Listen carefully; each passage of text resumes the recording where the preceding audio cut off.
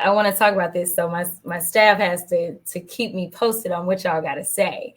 So I could not go to sleep. In fact, I couldn't even eat my dinner until I got on to talk to y'all about the drama between Trump and his boo, or used to be boo. I'm not really sure what the status is, y'all, but listen, this is better than when Trump broke up with Elon. Y'all, him and Marjorie, say it ain't so, say it ain't so. Okay, so I think it's hilarious that they are fighting. I also think it's hilarious that she decided that she was going to drop receipts on him and be like, boo, I ain't even been blowing up your phone. I have been like texting you. And it was wild to read her text message. So for all of y'all that believe that Marjorie has finally seen the light, you see that like this still was about believing that Democrats were the ones that were all intertwined with Epstein. And so like that's a big part of her really wanting this out, because she really believes that Hillary and Bill are a big part of this, which is wild. But nevertheless, like I don't care who in it. Like if you want to mess with little children, if you have messed with little children, I have a problem with you. It doesn't matter your political affiliation. It seems like Republicans only want to call out criminals if they believe that those criminals are from the opposite party. They are all good with criminality so long as it's coming out of their party, as they are constantly trying to dip into our tax dollars. Because now they want to pay another one of his homies $50 million, who Michael Flynn. Mm-hmm. They want to pay him $50 million of your tax dollars after he gets his over 200 million of your tax dollars. And after those senators, those 8 senators, you know, the ones that were like, oh, we want to open the government, after they get they $500,000 too. But hey, don't worry. You know, people not going to have healthcare in this country. And most of them like probably going to be struggling to eat, because y'all heard y'all's president say that he wants everybody who's on SNAP. Yes, those 42 million people, he wants everybody to reapply for SNAP. Now imagine you would furloughed people, you didn't rift people, you didn't just straight up fired people, all kinds of stuff. And you're saying you want 42 million people to reapply because we're going to be able to process that. No, it's a game. Okay. So I want to talk to y'all for just a quick second, because I got to go to bed because these people want me to speak tomorrow. I don't know why they want me to speak, but they want me to speak. And so I'm going to have to get my life together. Also, he canceled all of his appearances coming up. Mm-hmm. And okay, so I know y'all know. I know y'all know better. I know y'all not it's not a hoax, but I think it's so funny that he's like, yeah, it's just a hoax. It's a Democratic hoax, right?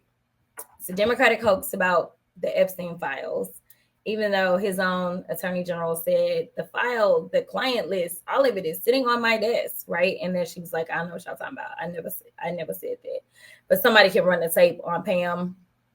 That's what Pam said. And then for a hoax, it's wild how far he's like willing to go, right? He decided that he was going to have Lauren Boebert. So imagine a man saying that it is a hoax, that this other man and other men were using their power to somehow, well, not somehow, to rape girls and women. They use their power over these women and girls. And then you decide you're going to bring a whole sitting congresswoman into the Situation Room so that you can use your power over her to try to get her to back down about these files. That's wild. And then your team is so smart that they decided, you know what, we may need to do a little extra cleanup. So let's get some kids and bring them to the Oval Office to play with the president. Yeah, okay. All right. That was my face too. Okay, so my staff is about to text me and tell me what y'all want to talk about. And then I'm gonna get off. My staff ain't told me nothing. Y'all gonna tell me something? Okay, y'all not talking. Well, y'all are talking, but y'all ain't answering questions. Okay, I guess really there's no questions to be asked. We know what it is. We know that this is ridiculous. Final point that I'll make, and then I got 2 more points, and then I'll jump off if y'all ain't got questions. Number one, y'all know how he also said this affordability thing is a Democratic hoax, right? He said people are great, you know, they got money, everybody's got like they bank rolls, right? I think he's talking about his homies, but he's not talking about the rest of us. So with that, he decided he was going to roll back his tariffs. The tariffs that he said are good for us, he's decided he wants to roll them back now. I imagine why. Still, he's not doing enough. He needs to roll back all of them because obviously the Republicans in the Senate ain't got no spine. The Republicans in the House ain't got no spine. And frankly, I'm waiting on the Supreme Court to just like lay down the hammer instead of trying to deal with him with kid gloves. So yeah, these tariffs, he only want to roll them back on some of the foods. He needs to roll them all the way back because he don't know what he's doing and he's messing up everybody's lives. In addition to that, okay, I want to talk to y'all about this. So last week there was this video that went all over the place. I don't even know if it was last week. It was probably like a week and a half ago. And there was this candidate who was running in the special election for Congressional District 18 down in Houston. And he was incredibly rude to someone that he, I guess, wanted to vote for him. I'm not really sure because I can't really understand how it is that you're at the polls and you're going to be rude to anybody in their face. Like, at least like be like, can you go vote for me? And then maybe like on the side when they go talk your talk. But instead, he decided to get into it with her. And to be clear, I did endorse a candidate in that race. His name is Christian Menifee. There were 16 candidates on the ballot, and Christian came in first. Okay. I just needed to park that there because I need y'all to understand where I'm going in case you haven't seen the video. So then he goes on and he tells her that she's rude. That's why we got issues with Black women, blah, blah, blah.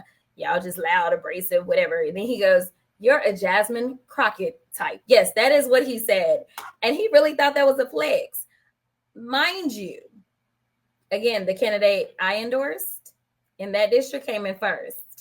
Your homeboy who had all this nonsense to talk at the polls, yeah, he didn't even get honorable mention out of the 16 people that were running. So, people were in the comments supporting our good sis who was going out doing her civic duties. So mad love, because people should not roll up to the polls and get harassed by MAGA. Like, that's not the way to win. In fact, I don't really care who you are. You should not harass people at the polls. When people decide that they want to go vote, I absolutely think that it's amazing for candidates to be out there to surrender themselves to the voters and make themselves available to talk about what it is that they want to do for them. But at the end of the day, if they decide that they don't like you or want you, that's okay too. And you should just move on. So as I was looking at a bunch of the comments, y'all was like, we need the merch. So we are dropping the merch. I am about to post the link. But y'all know IG be real funny. So, we'll see how this goes in the other places or whatever. But the link to get the merchandise is the clapbackcollection.com. That's the clapbackcollection.com. We will drop the video promoting the different styles. They are so cute. I am in love.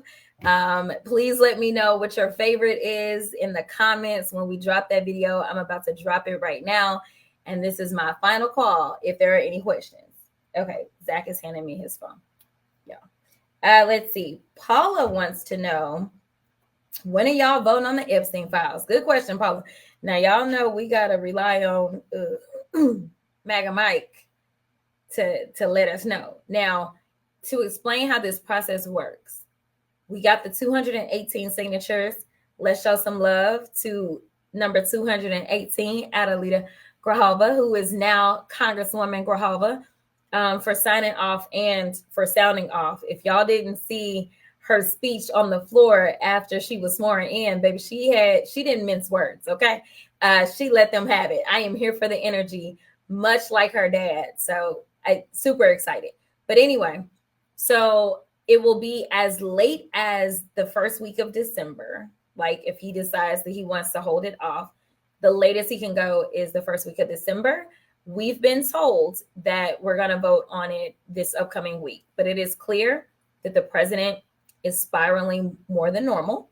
And so who knows? I mean, Mike Johnson don't work for nobody but Donald Trump. So we will see what happens, because those Republicans did not want to sign onto the discharge petition to get this onto the floor. But from interviews that we've seen over and over and over, it looks like they don't want to be on record saying that they support pedophilia. And did y'all know that they are really playing with the word pedophile? I just saw a interview that I had done. Another organization reposted it, and they were bleeping pedophile. What? I mean, I guess if you're a pedophile, I guess it is, or if you're a victim of pedophilia. But like, what we bleeping? I don't know. A whole other issue. Okay, let me see if Zach got anything else. Okay, he's got something else. He says, Juan is asking, what if Trump tries to block the release, even if it passes Congress?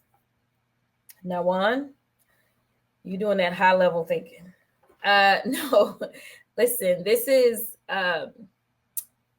my biggest concern isn't even him blocking. My biggest concern is his DOJ that clearly cannot be trusted, that is investing all their time and going after his political enemies with these bootleg, non-relevant cases.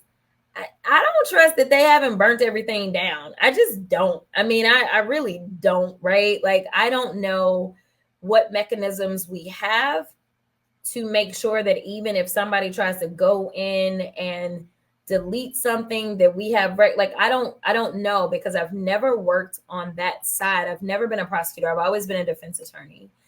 And I would hope that we have systems in place, but it's just a hope, because I also hoped that the Constitution was going to kind of preserve democracy.